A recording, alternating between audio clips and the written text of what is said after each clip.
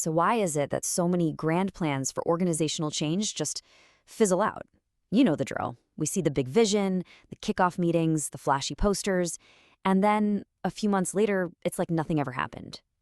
Well, today we're going to dig into that. We're going to map out the entire journey of real change, from building a vision that actually inspires people to navigating the hidden traps that trip up even the smartest teams. Okay, let's get into it.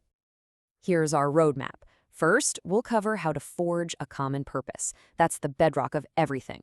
Then we'll look at an amazing story from Hill's Pet Nutrition to see how this works in the real world. After that, we're going to dissect the 3 big traps that cause most of these initiatives to fail. And finally, we'll land on the ultimate key to success, the Executive Leadership Challenge. So, where does any successful change really begin? Hint, it's not with a memo from the top. It starts with genuine alignment. It's all about bringing diverse and often clashing groups together to build a solid foundation for everything that's about to come.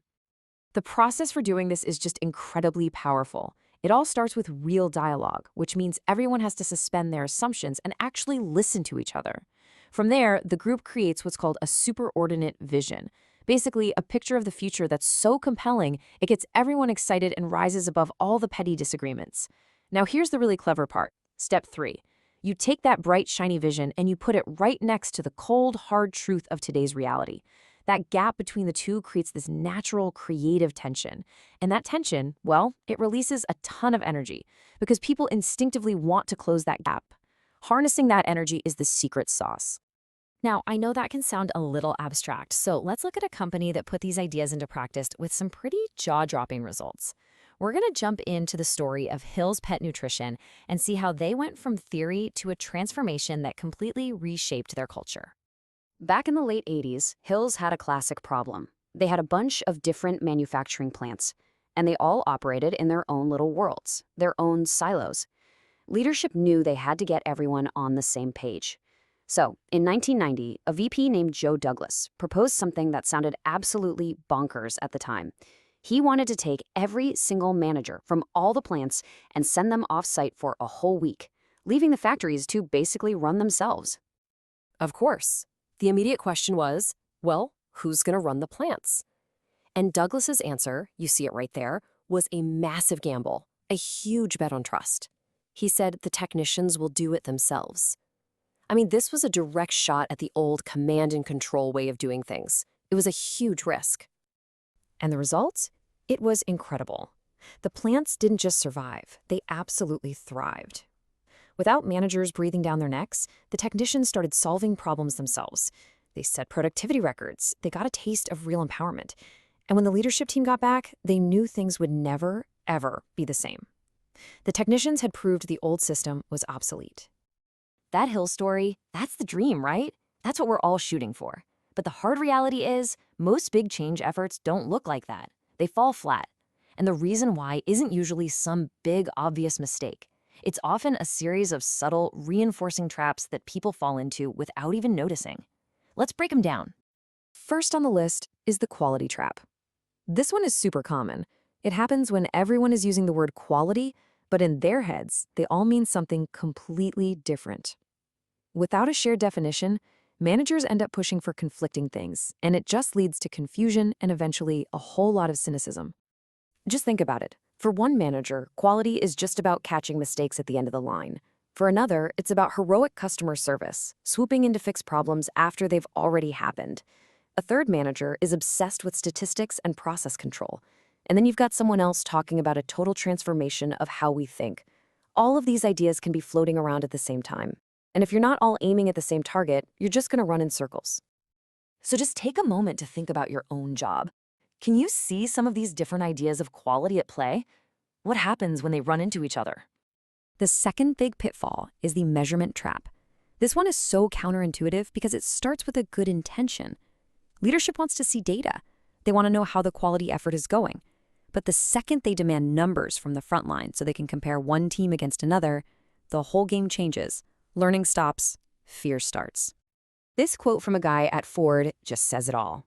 The goal wasn't about genuine improvement anymore. It became about making your plant's numbers look better than the other guys. People started hiding problems, or, as the source material mentions, they just fudged the numbers by redefining what counted as a defect. The very tool that was meant to drive improvement started driving the exact opposite behavior. So ask yourself this: do the metrics where you work actually inspire curiosity and learning, or do they just create fear and drive compliance? The answer to that question tells you pretty much everything you need to know. And that leads right into our third trap, and maybe the most human of them all: the floorboards dilemma. This is a great metaphor. Imagine you own an old house and you suspect you've got dry rot under the kitchen floor. Prying up those boards is terrifying, right? Because if you find it, you're on the hook for a huge, expensive repair. So the easier path is to just not look. It's a strategy of pure denial.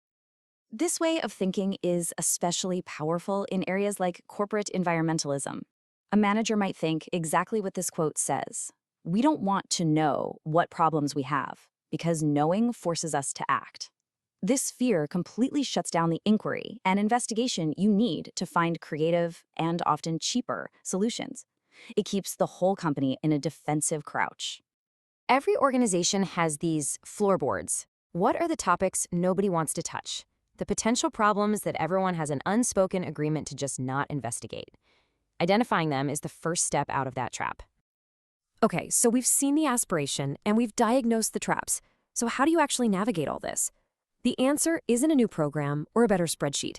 The ultimate key to success lies in a fundamental shift at the very top, a whole new model of executive leadership. We have to get away from this myth of the heroic, individual leader, the CEO who's supposed to have all the answers. The world's too complex for that now. We have to shift to a learning executive team. And you can see the contrast right here.